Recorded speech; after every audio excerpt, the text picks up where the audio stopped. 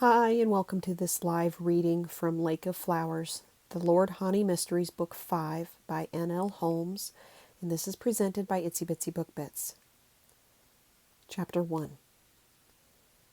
Hani would forever remember what he was doing the day he learned of the co-regent's death. He and his father, Mary Ra, were strolling in the garden before dinner, on their leisurely way to the garden pavilion where they would eat on a late summer evening. As if they were synchronized everywhere on earth, the cicadas roared in rhythmic waves, and the late afternoon sun was a golden liquid, spattering the gravel of the path where it dripped through the leaves of the big sycamore fig. Hani breathed deeply of the shady air. Despite all the troubles in the world around him, he couldn't help but believe that life was good. Jasmine and lilies were in bloom, and earthy aromatics and white daisies. The air was syrupy with their perfume, as if scent had mass. Could a man ask for more? "Look, father," Hani said with a smile. He pointed to where Kennet, his pet heron, stood as frozen as a statue on one leg in the shallows of the pool, her gray color making her almost invisible among the reeds that swayed there. A whisper of feathers, a deadly shadow of bird. All at once her long neck unfurled and her dagger-sharp beak plunged into the water. A moment later she stood with a twisting silver fish in her bill, which almost immediately disappeared down her throat. "She's ruthless." Mary Raw chuckled, his belly bouncing. "I've found that to be true of females generally, son. Haven't you ever noticed with all the devious ladies you've had to serve over the years?" Hani joined his laughter. "You have a point. Certainly the royal women are a cutthroat bunch." But he added with a twinkle in his eye, "Of course, our women are very different." "I should think," said Nubneffer from behind him. She emerged from among the bushes, a tray in her hands, upon which were arranged a variety of cheeses and pickled vegetables and bread cut into chunks. "However, our men tend to get hungry before a meal." Hani's wife set the tray down on a little folding table in the pavilion. "I'll bring you some beer. The kitchen girls have had it cooling in the well. Dinner will be a while yet." "Thank you, my dove," Hani said fondly. He stroked her coppery arm. As Nubneffer's name proclaimed, she was his pure gold, his golden treasure. Even after 36 years of marriage, he felt he had yet to plumb her perfections. The two men settled into their chairs on the porch of the pavilion and stretched out their legs. Mary Raw expelled a big breath with a whoosh. "Hot." He folded his arms over his head to cool his armpits. "That shouldn't surprise you, father. It's almost time for the inundation." Without lowering his arms, Mary Raw scrubbed his close-cropped gray hair. "I'm not surprised, but it's hot nonetheless. These are the hairy renpit, the intercalary days. The old year is fast coming to an end. What will the new one bring, do you suppose?" Nubneffer and one of the serving girls approached with the beer pot and its stand.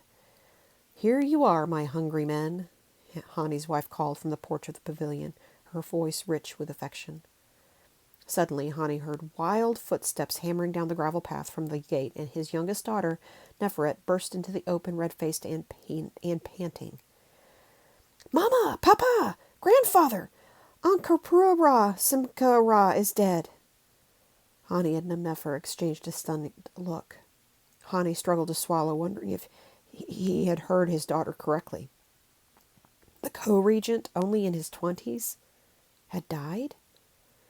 Mary Raw was the first to regroup. "When, my girl? How?"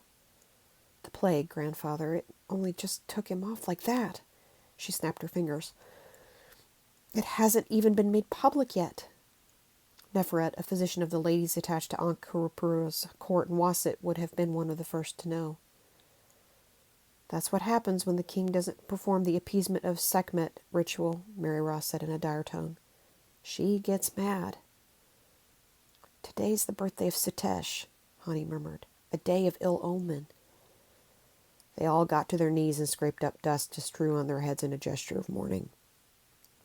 Hani climbed heavily to his feet, sweat beginning to spring on his forehead.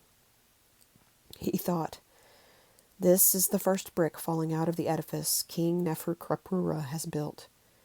Now, what will happen?" Nubneffer's face had lit up with hope. She fastened huge glowing eyes on her husband, and Hani knew she was thinking the same thing, but with a more ambiguous joy. The building is starting to crumble. Hani stared around him, the tableau of his family fixing itself in his memory. This wasn't just an occasion to tie on the white headband of mourning and participate in the lavish funeral rites of a king. Something significant had shifted, far more significant than the young deceased himself, who had been none too bright and was undoubtedly under the sway of others, probably his brother or his wife. The likelihood of civil war breaking out when the present king died had just grown immeasurably greater. Everyone stood there frozen until Neferet, unable to remain silent any longer, said, "Can I stay for dinner?" Hani finally returned to the world around him. He laid a paternal hand on the girl's shoulder. "Of course, my duckling. Where's Benarib?" Neferet's fellow Sunit and friend was always to be found trailing after her. "She's staying late tonight. One of the queen's handmaids is sick." No doubt seeing her family's horrified expressions, she hastened to add, "But it's not plague. The poor girl just had a stillborn baby, and things aren't looking too good." "Come, my love." Nub-Nefer took her daughter by the elbow. "Help me bring out the food." She caught Hani's gaze as they departed, and he could see her ill-dissembled joy, the ember beneath the ash that threatened to leap into flame. Hani watched them as they set off through the garden for the house. To Hani's gaze, Nub-Nefer almost as trim and lovely as she had ever been at an age when many women had sunk into the evening of their beauty. Behind her, Neferet nearly skipped. She was grown, but so full of energy that she seemed unable to walk sedately. Hani's heart warmed with love as always when he thought of his little duckling. In appearance, Neferet was a female version of her father, square-jawed and stocky, with small brown eyes and the same winsome gap between her front teeth. But whatever she lacked in beauty, she more than made up in a personality, that irrepressible girl. Hani saw less of his daughter than he might wish, even though she now lived in Wasset, assigned to the co-regent's court. She had married Hani's friend and superior Lord Tamez, and resided with her friend Benarib in her husband's magnificent villa, while Tamez himself was all but banished to far-off Azadi, a victim of the king's antipathy. Hani declined to think about the strange arrangement of convenience that defined that marriage. He turned to his father. "What will happen now, I wonder?" Mary Ross said with a twinkle of false innocence in his eye. "I suspect we'll eat dinner." "I meant with the kingdom, revered father." Hani pretended to punch Merira in the arm. Ankh-Kapura was supposed to outlive the king and provide a transition to the reign of the little prince. Maybe make him co-regent with himself for a while when the boy's older. Who's left except the great queen now? And that seemed to be something the king was trying to avoid. Two servants arrived, bearing between them the couch of Hani's eldest daughter, Becket Isset. Paralyzed after a terrible fall from a boat when she was only 15, she'd remained strong-souled and cheerful. Hani's nose twinged every time he thought about her, his precious swan, all the more precious after her brush with death the previous year. "Wait till you see what Mamma had the cook make, Papa, grandfather." She turned her sunshine smile upon the two men as the servants set her down. Hani drew down the reed mat that shaded one end of the pavilion from the long rays of the afternoon and resumed his seat. "I can't wait." He cleared his throat and asked in a lower voice, leaning towards his daughter, "Did Neferet tell you what has happened?" "About the co-regent? Yes. I'm very sorry for him. He was so young." "I guess we'll have to trot out the white scarves again," Mary Ra observed without much sorrow. He popped a slice of pickled turnip into his mouth and leaned toward his beer straw. Nub-Nefer and Neferet soon emerged from the house, leading a procession of servants who ranged the dishes on small tables in front of the assembled family seats. All talk ceased as they tucked into the delicious fish baked on fennel leaves. "Lady Merritt Otten told me to tell you she wants to see you after the funeral, Papa." Neferet said into the silence, her mouth half full. Mary Ross shot his son an uneasy glance. Hani stopped chewing for a moment, frozen in his tracks. He hoped this was nothing serious. The last time the younger great royal wife had called him in was to find out the real mother of the Haru in the nest. He was aware the younger queen harbored designs on the throne after her father's death. "Do you know why, little duckling?" "I have no idea, Papa." Her eyes shifted around guiltily, and Hani suspected she did indeed know. The family settled back to their meal, Hani careful not to let his uneasiness show. They had made their way through the quails and grilled endive and were starting in on figs when there was a loud, breathless exchange of voices coming from the gate.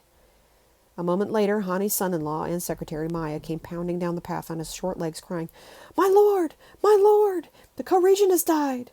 He mounted the porch, his face flushed with excitement. I know, son, Hani said. He motioned to a stool, and Maya hoiked himself up into a seat. I already told them, Nefret informed him, smug. A flash of annoyance flittered across Maya's face, but he said handsomely, Of course you would have, my girl. You work in the palace, don't you? I just found out at the barracks. What else were they saying, my boy? Hani tried to soften the blow. Maya liked to be indispensable. They're saying that the king isn't long for this world either. I told them that a long time ago, said Nefret, not easily put into the shade.